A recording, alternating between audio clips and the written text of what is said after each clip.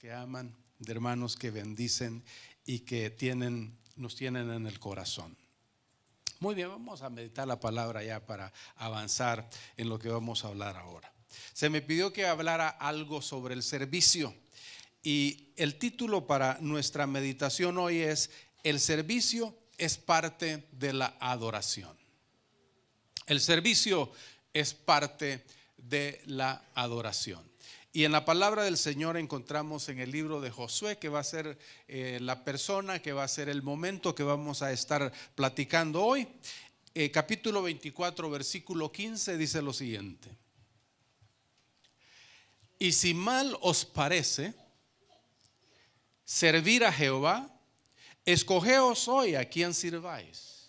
Si a los dioses a quienes sirvieron vuestros padres cuando estuvieron al otro lado del río, o a los dioses de los amorreos en cuya tierra habitáis. Pero yo y mi casa serviremos a Jehová. ¿Cuántos dicen amén? Amén. Diga conmigo: yo y mi casa serviremos a Jehová. Esto es lo que un hombre, líder de la nación de Israel, en un momento específico de su vida, en un momento crítico, él hace esta declaración del corazón. Declaración que cada uno de nosotros debemos de hacer en su momento, porque esto es algo individual, esto es algo personal y tiene que haber una convicción en la vida acerca de servir al Señor por toda la vida. La palabra servir en el idioma original hebreo tiene estos significados, no es mucho, es asistir, ayudar y ministrar. Asistir, ayudar y ministrar. Me llama la atención mucho la palabra ministrar, porque tiene más connotaciones, más significados y tiene que ver más, está más conectado con adorar. Ministrar al Señor es servirle con una actitud de adoración. Tú sirves a quien adoras y adoras a quien sirves. En el libro de Jueces, y después de la muerte de Josué, en el capítulo 2, versículo 1 del libro de los Jueces, dice lo siguiente. Vamos a leer los primeros dos versículos del capítulo 2 de Jueces. El ángel de Jehová subió de Gilgal a Boquín y dijo: yo os saqué de Egipto y os introduje en la tierra de la cual había jurado a vuestros padres diciendo: no invalidaré jamás mi pacto con vosotros, con tal que vosotros no hagáis pacto con los moradores de esta tierra, cuyos altares habéis de derribar, mas vosotros no habéis atendido a mi voz. ¿Por qué habéis hecho esto? Es el mismo Dios haciéndoles este recordatorio al pueblo de Israel de la liberación de la cautividad en Egipto, ante lo inexplicable de su desobediencia. Porque pongámonos de acuerdo, ¿no es cierto que usted ahora y yo, por supuesto, estamos en una mejor condición de vida?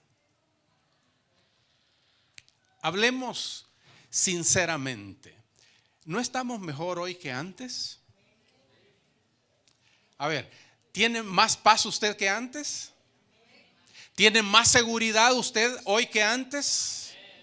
¿Tiene una fe que usted se atreve a cosas nuevas y a creerle a Dios para que obre en su vida y en la vida de su familia?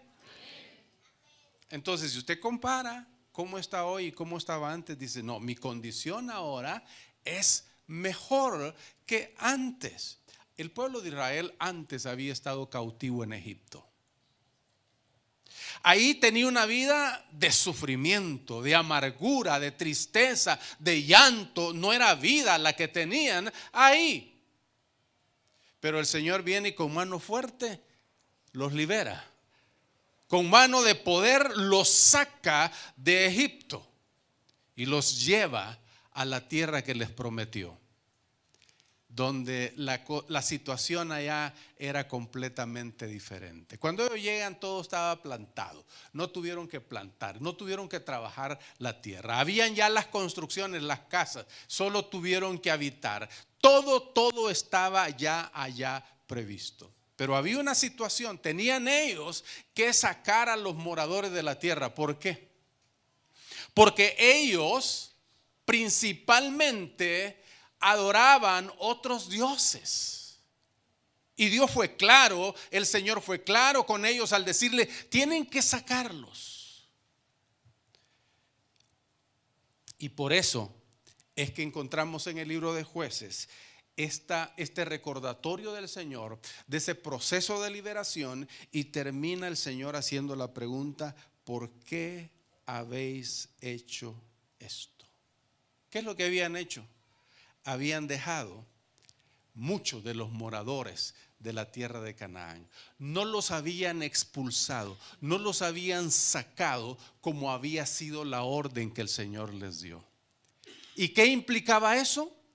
Se corría entonces el riesgo de que estos moradores de Canaán corrompieran, que estos moradores de Canaán indujeran, metieran sus dioses en la vida de la familia del pueblo de Israel, lo cual así sucedió. Y entonces el Señor dice, ¿por qué han hecho esto? El Señor te ha liberado a ti. Amén. Me ha liberado a mí. Los que han sido liberados por el Señor de su vida antigua, yo quiero que digan un amén lo más fuerte que puedan. El Señor nos ha liberado de una condición de vida. Estábamos en tinieblas, ahora estamos en luz. El Señor habla de que había muerte y ahora tenemos ¿qué? Vida. Es que es otra condición de vida la que tenemos hoy. Pero en un momento el Señor viene y quiere que usted y yo, que hemos sido sacados de esa condición de vida antigua, rindamos cuentas ante Él. Y de pronto en ese examen, en esa revista que el Señor hace de lo que ahora estamos haciendo ya en esta nueva vida, hay cosas que todavía cargamos con ellas, con las que todavía no hemos roto, no las hemos abandonado. Y el Señor pregunta, ¿por qué han hecho eso? Si yo los he liberado para que no estén más en esclavitud, si yo he pagado un precio, como al celebrar la Santa Cena o la Cena del Señor lo recordamos, ¿por qué han hecho esto? Usted puede oír la voz del Señor en su situación haciendo esta pregunta. Bueno, ahora vamos a cambiar de escena y aquí estamos hablando pues del final de la situación, pero cómo comenzó todo es lo que comenzamos leyendo en el capítulo 24 de Josué. Y ahí en el versículo 14, vamos a ir un poquito más adelante, dice el consejo de Josué al pueblo: ahora pues, temed a Jehová y servidle con integridad. ¿Cómo debía de servir el pueblo? Con integridad. Y en verdad, ¿qué más? En verdad. Y quitad de entre vosotros los dioses a los cuales sirvieron vuestros padres al otro lado del río y en Egipto, y servid a Jehová. Entonces aquí es donde usted comienza a entender que el servicio no es solamente una acción, que el servicio no es solamente un privilegio, que así le llamamos nosotros. Tengo el privilegio de, y ya decimos, ¿verdad? De la música, tengo el privilegio de dar la bienvenida, es oportunidades de servir. Entonces, el Señor aquí, o a través de Josué, insta al pueblo de que en ellos se vean algunas características, porque lo que están haciendo realmente lo están haciendo para Dios. Lo que están haciendo realmente es algo que es una ofrenda del corazón, del espíritu a Dios. Porque todo lo que hacemos, dice el apóstol Pablo, aún lo que comemos o cuando comemos, lo hacemos como para el Señor. Es lindo que el Señor y la palabra de Dios entra en esos detalles, pero todo lo que quiere decir en conclusión es que si usted se pudiera escanear, o sea, se pudiera medir, o se pudiera estar ante un espejo de cuerpo entero y hacer un círculo que abarque todas las dimensiones de su cuerpo, entonces esa totalidad de su cuerpo, incluyendo lo interno, el alma, el espíritu, toda la totalidad pertenece ¿a quién? ¿Usted dudaría en decir todo mi ser pertenece al Señor? ¿O lo puede decir esta tarde? Todo mi ser pertenece al Señor. Entonces le pregunto, ¿qué de usted? Muéstreme qué de usted no le pertenece al Señor. Por favor, dígame que no. Entonces lo que hacemos es en adoración al Señor, es en servicio al Señor. Debe de tener esas características de integridad y de verdad en la vida. Integridad, cualidad de ser honesto, recto, coherente. La coherencia es algo importante, hermano. Un ejemplo de esto es aquello que uno dice, bueno, esta persona lo que dice, hace, y lo que hace, lo dice. Eso es coherencia. Pero una persona incoherente es aquella que habla mucho, dice muchas cosas, pero a la hora de ver sus acciones, eso es incoherencia. Y eso es una falta a la integridad. Así es que cuando servimos al Señor tenemos que entender eso, de que lo que hacemos no importa. Aquí yo estaba tratando de pensar cómo este grupo se prepara, cómo son tan intensos en lo que hacen, que yo dije, este es un grupo extraordinario, no encontré otra palabra para ellos. Un grupo extraordinario. Lo que se haga se debe hacer con el entendimiento. Y me gusta porque los músicos algunas veces acostumbran que después desaparecen y el pastor está tratando de preguntar o lo necesita. No están. Debe de haber coherencia. Que lo que yo digo, hago, y lo que hago, digo. Eso es parte de la integridad. Actuando siempre de acuerdo con los propios valores y principios éticos, incluso cuando nadie está viendo. La integridad va más allá del ojo público. La integridad lo lleva a usted cuando está solo con su celular.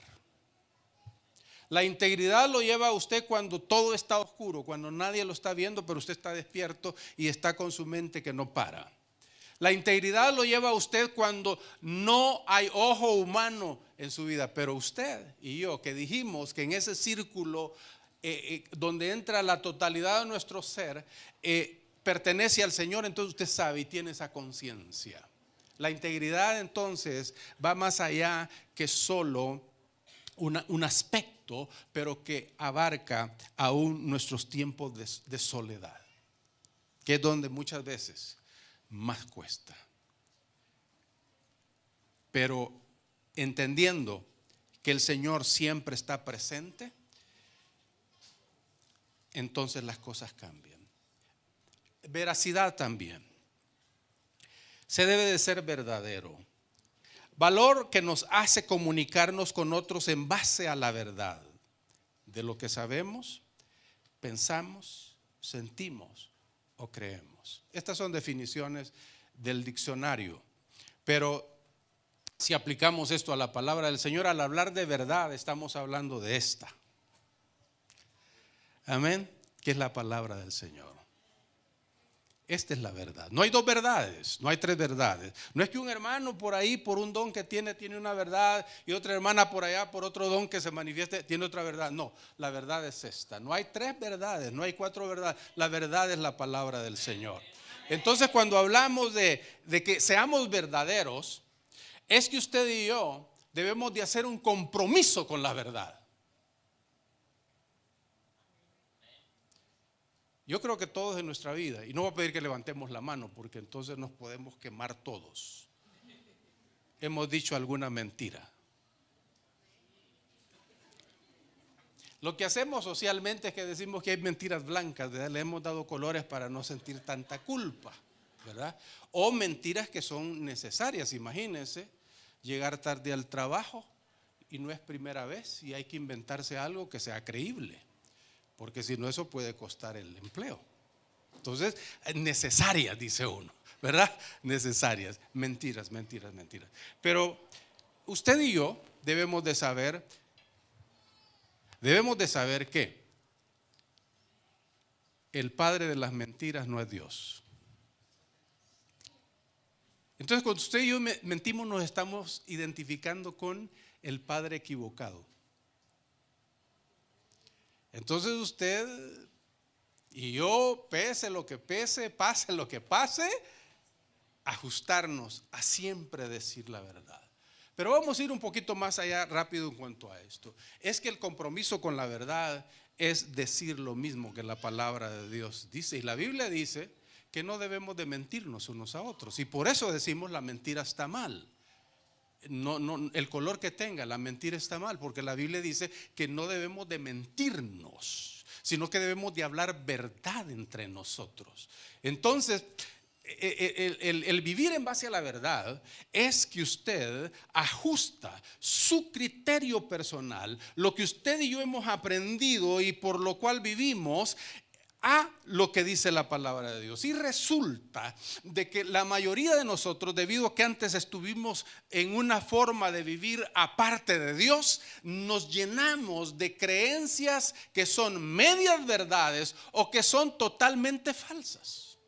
En cuanto al dinero, en cuanto a la familia, en cuanto a las relaciones, en cuanto al sexo, en cuanto a las autoridades, en cuanto a la vida en comunidad, en cuanto a la iglesia, en cuanto al liderazgo, en cuanto a lo que usted quiera. Nosotros antes teníamos una manera de pensar que ahora que estamos en Cristo, dice el apóstol en el libro de Romanos, que debemos entonces renovar el espíritu de nuestra mente. Porque cuando usted aceptó a Cristo, eso aprendido que tuvo antes de venir a Cristo no le cambió. No es que se quedó en blanco. Cristo entró y usted vino con todos esos pensamientos acá. No se borraron, están ahí. Por eso es que a usted cuando le hablan de dar, por eso es que a mí cuando me hablan de dar diezmo, ofrenda, me cuesta. Porque todavía tengo que el dinero a mí me cuesta. Que se metan con cualquier cosa, pero con mi cartera no. Porque lo tengo aprendido de antes. Si no trabajo, no como. Pero entonces ahora, dice el apóstol, renueva tu mente en esa área. Abre la verdad. Mira lo que la verdad dice. Y cuando la encuentres como un tesoro, tómala. Y cambia el chip, sácalo antes y mete la verdad, mete lo nuevo. Porque Jesús dijo que en la medida que usted y yo conocemos la verdad y la vivimos, somos libres. ¿Cuántos dicen amén? Somos libres. Le digo un ejemplo, dinero, pero usted aplíquelo a cualquier otro aspecto de su vida, a cualquier otra área de su vida. A cualquier otra área de su vida y vaya a la verdad y compare lo que cree con la verdad. Y si hay algo que no cuadra, que no va, ahí es donde usted tiene que decir no. Yo o abrazo la verdad de Dios o me gustó esto, perdón.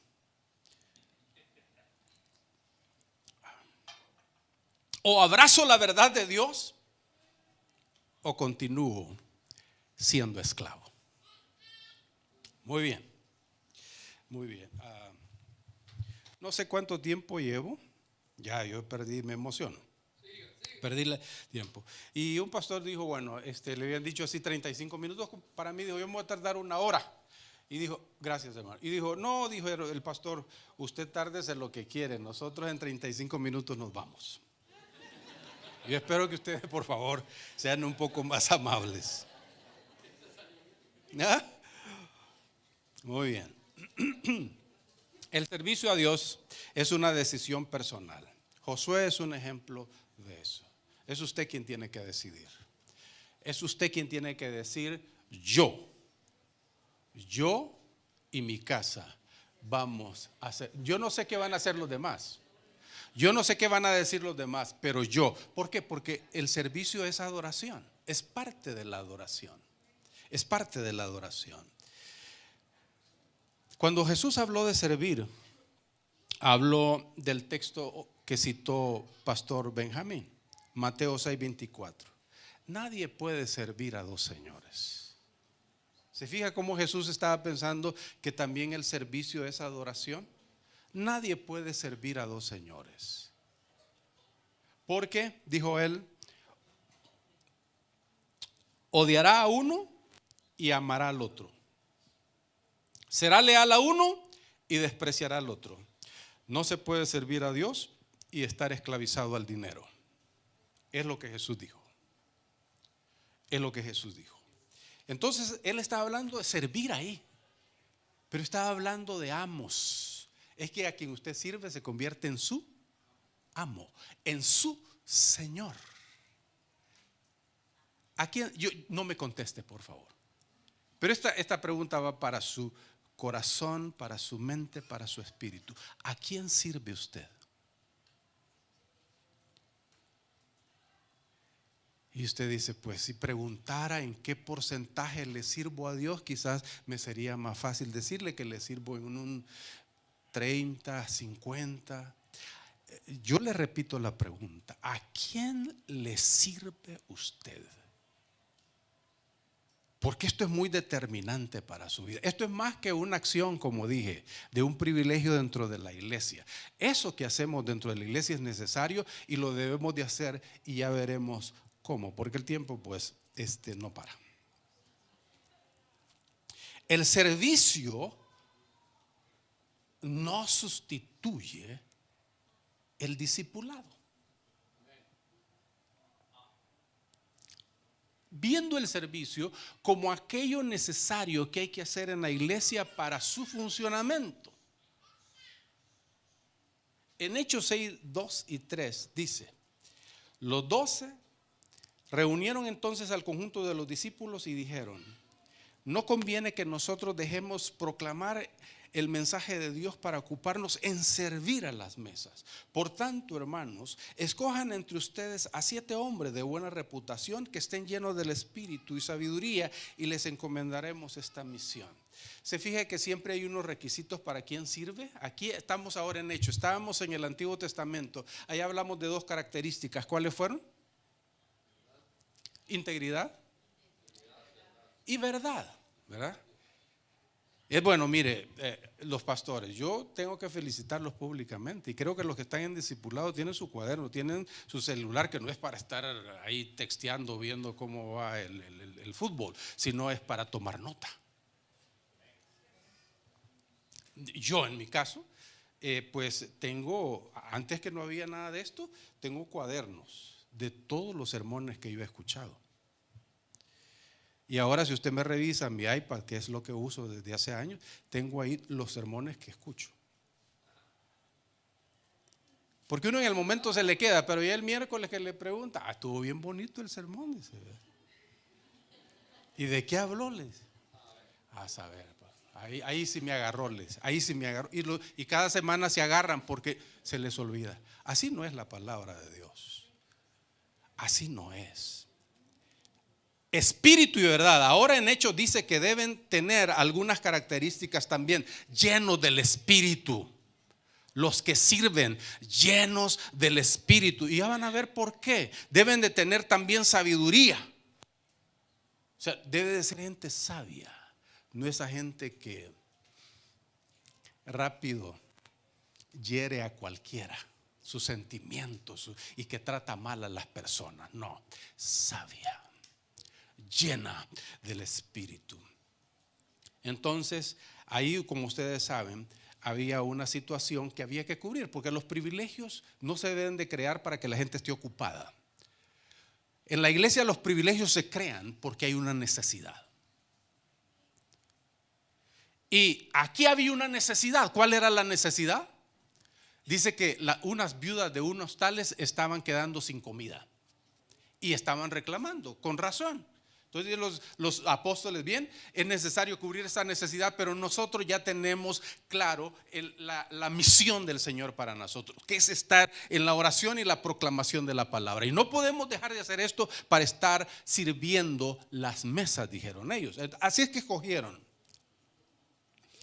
Hechos 6:5, toda la comunidad aceptó de buen agrado esta propuesta y escogieron, aquí viene a quienes escogieron, con las características que ya dijimos: Esteban, hombre lleno de fe y del Espíritu Santo; Felipe, Prócoro, Nicanor, Timón, Pármenas, Nicolás, un prosélito de Antioquía. Nos vamos al versículo 8 del capítulo 6 de Hechos, y dice sobre Esteban lo siguiente. ¿Quién era Esteban? Amén. Era uno de ¿cuántos escogieron para este oficio? Para 7. Y Esteban era uno de ellos. Oiga de Esteban: el favor y el poder de Dios estaba plenamente con Esteban, que realizaba bien el poner la silla, los platos, las mesas, pesar la comida. No, dice que Esteban realizaba milagros y prodigios entre el pueblo. Ve aquí la combinación usted del servicio con el discipulado. Es que el servicio no sustituye al discipulado. Aquí estamos viendo un hombre que fue asignado para servir con unas funciones igual que un apóstol de aquel tiempo. Estoy hablando de los apóstoles del Señor.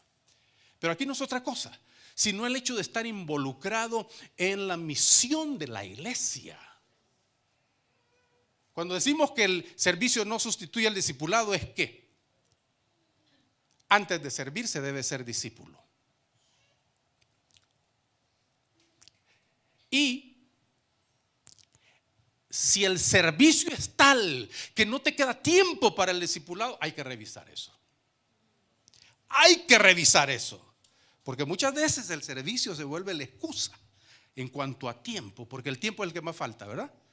Para poder hacer la misión de Cristo en la tierra. Ahora vamos a ver y nos vamos a Hechos 8, 6 y 7, y aquí nos van a contar algo sobre otro de los 7, a ver si se acuerdan. Felipe, ¿estaba ahí o no? Felipe también, muy bien. Y dice: y la gente unánime escuchaba atentamente las cosas que decía Felipe. ¿Y dónde andaba este? Pues que no era que tenía que poner las mesas y tenía que servir a las viudas. No es que abandonó su privilegio, en este caso sí, porque hubo persecución en el caso de Felipe.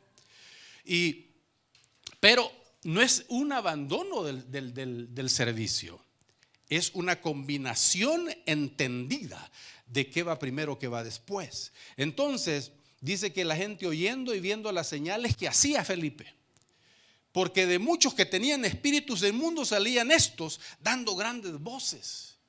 Mire este servidor de cosa administrativa, lo que andaba haciendo. O sea, vemos de una forma, nosotros ahora los separamos, y los separamos tanto que hacemos dos cosas distintas. Ellos veían que era lo mismo. Una cosa con otra era lo mismo, pero no debía de faltar el hecho. Y por eso aquellas características. Porque alguien que es lleno del Espíritu Santo, alguien que es lleno del Espíritu Santo, no va a poder vivir sin poder hablar de ese poder que lo invade.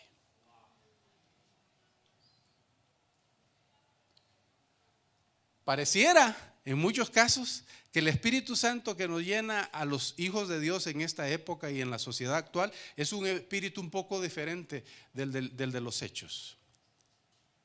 Pero ¿verdad que eso no es cierto? Es el mismo espíritu, ¿verdad? Entonces, ¿qué es lo que ha cambiado? ¿Qué es lo que cambia? El espíritu es el mismo. La misión es la misma, no ha cambiado, es lo mismo, es lo mismo. ¿Qué ha cambiado entonces? Es que debemos de entender que si somos llenos del Espíritu, por eso esa característica, la sabiduría. Y dice, no, es que yo estoy joven, por eso es que meto las patas. Esa es una expresión muy, muy nuestra ya, perdón por eso. Es que se me va la, ¿verdad? Y entonces, pero no. La Biblia está llena de ejemplos de jóvenes temerosos de Dios, que se paraban ante reyes y los reyes tenían que escucharlos y los reyes los traían a su corte para que los aconsejaran. Jóvenes. Así que no es una excusa. Muy bien, entonces eran sanados. Concluimos.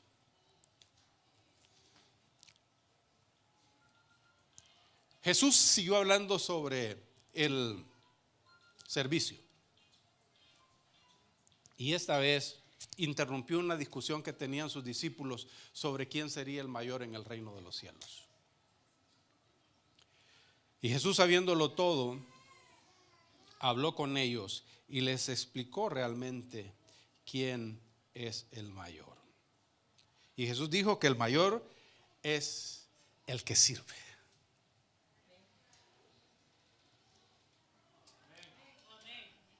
El mayor.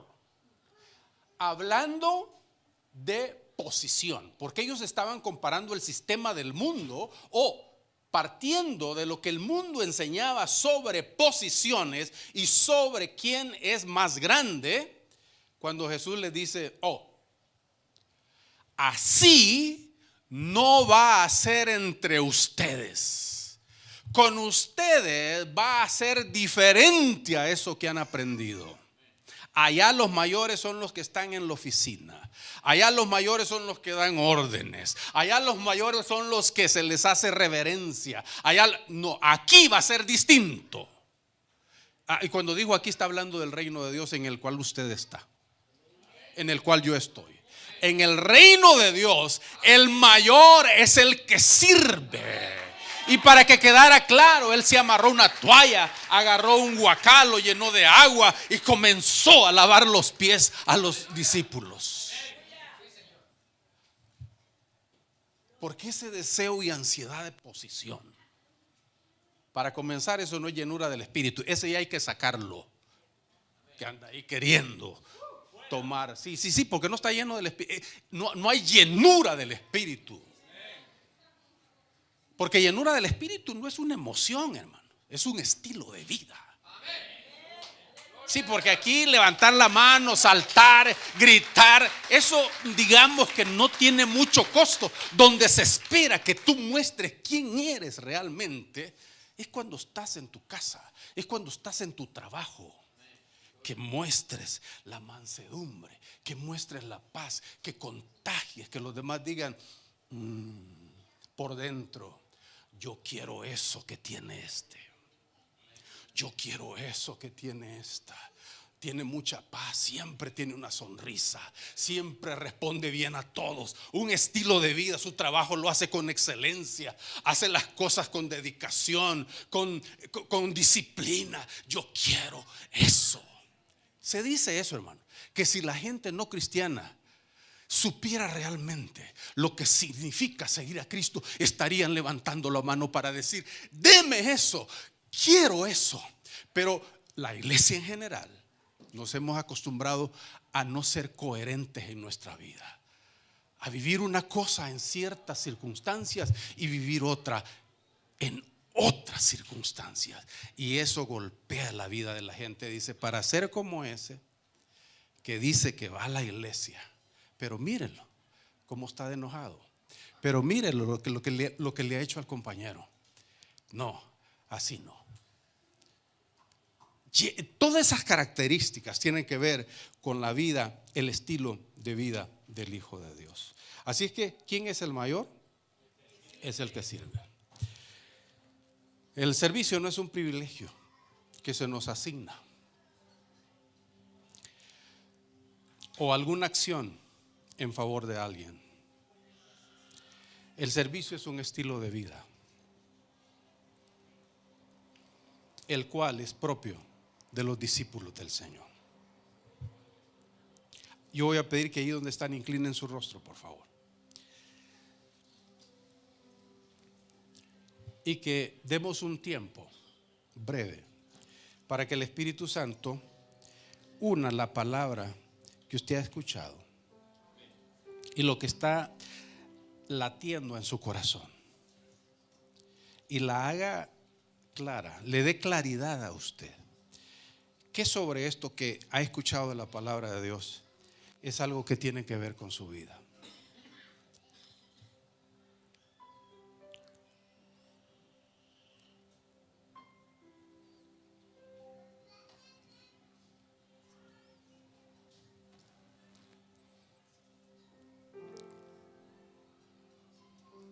Pudiera ser que usted no se ha comprometido porque está esperando que otros se comprometan primero.